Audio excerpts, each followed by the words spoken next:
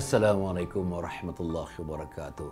Para penonton, bertemu lagi kita dalam ruangan 30 bisikan hati isteri.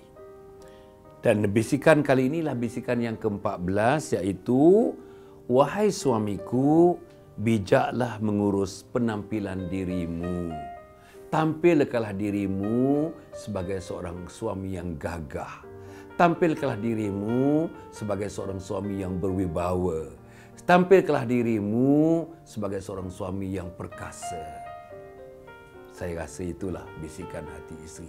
Kebanyakan isteri hendakkan suaminya dimuliakan, hendakkan suaminya dihargai oleh masyarakat, hendakkan suaminya di depan, hendakkan suaminya dihargai, hendakkan suaminya berjaya, hendakkan suami meniti tangga-tangga kejayaan hingga sampai ke peringkat yang paling atas. Ini harapan isteri. Mana-mana isteri pun menaruh harapan yang sama.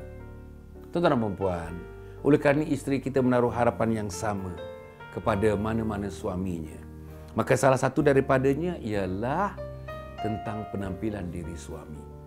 Saudara-saudara, ada suami ni yang mudah aja. Mudah aja.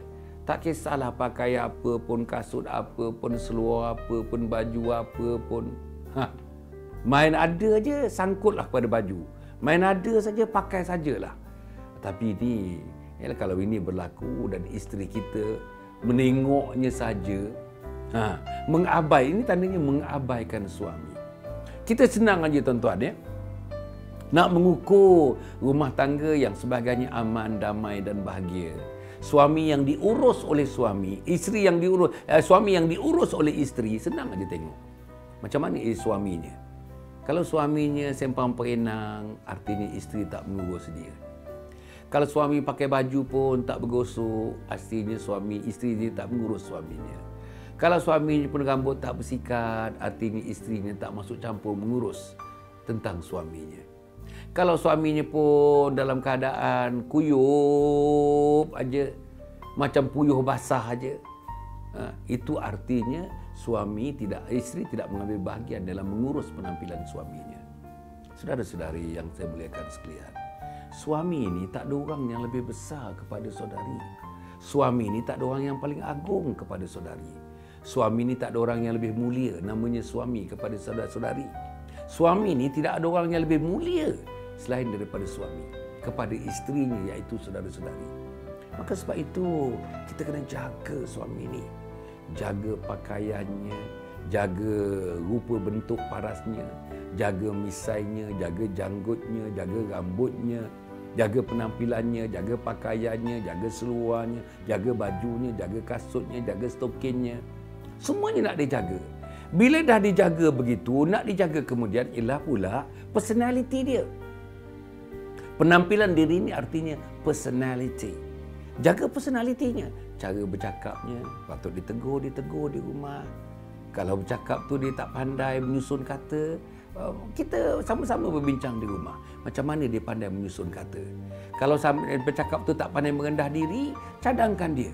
Di mana cara yang paling baik untuk menggambarkan bahawa dia mempunyai perasaan untuk merendah diri. Kalau dalam bahasanya terlalu egoistik, ego dia. Bagikan buku-buku mengenai bagaimana nak menundukkan ego supaya dia baca, supaya ego dia tunduk di situ.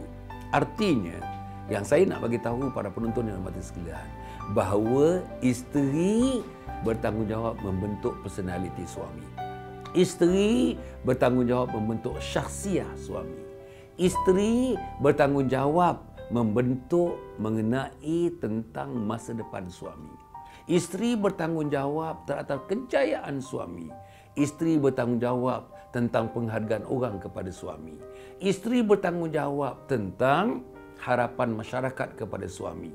Isteri adalah orang yang bersama-sama kembaran, kembar. Suami berjaya, kembar kepada kejayaan ialah isteri. Suami meningkat, naik hebat, kembar kepada peningkatan itu adalah isteri. Sebab itu, para penonton yang mati sekalian, perempuan adalah merupakan peneraju. Saya gunakan bahasa itu. Perempuan adalah merupakan peneraju. Bila peneraju, perempuanlah sebenarnya yang mengukir kejayaan suami. Perempuanlah yang sebenarnya yang mengukir penampilan suami. Perempuanlah yang sebenarnya yang mengukir kehebatan suami di mata teman-temannya, di mata ahli-ahlinya, di mata para pekerjanya, di mata pengikut-pengikutnya. Tapi kalau perempuan tidak mengambil bahagian, perempuan mengesampingkan tugas ini, saya merasakan perempuan tidak adil sebagai seorang isteri kepada seorang suami. Tuan-tuan tidak memberikan keadilan yang sebenarnya sebagai seorang isteri kepada seorang suami.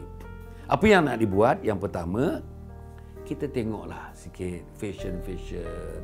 Kalau isteri kita, suami pakai tie, tengoklah tie yang terkini. Kalau coat dia, tengoklah coat dia bersesuaian. Kalau misalnya dia pakai jaket, tengoklah jaketnya yang bersesuaian. Dan tidak mungkin yang berjenama saja. Yang tidak berjenama pun, berjenama ni mahal. Tetapi kalau betul gayanya, kasut tidak berjenama kadang-kadang lebih cantik daripada yang berjenama. Tengok siapa yang memakainya.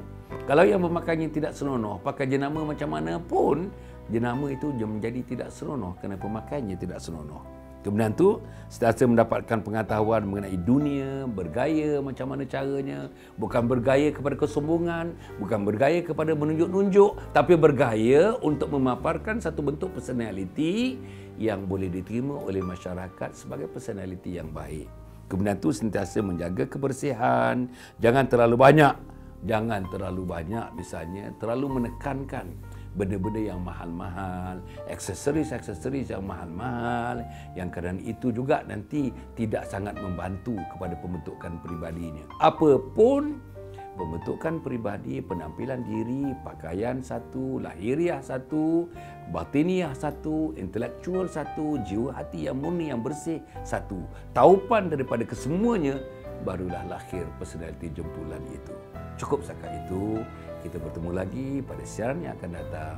Wassalamualaikum warahmatullahi wabarakatuh.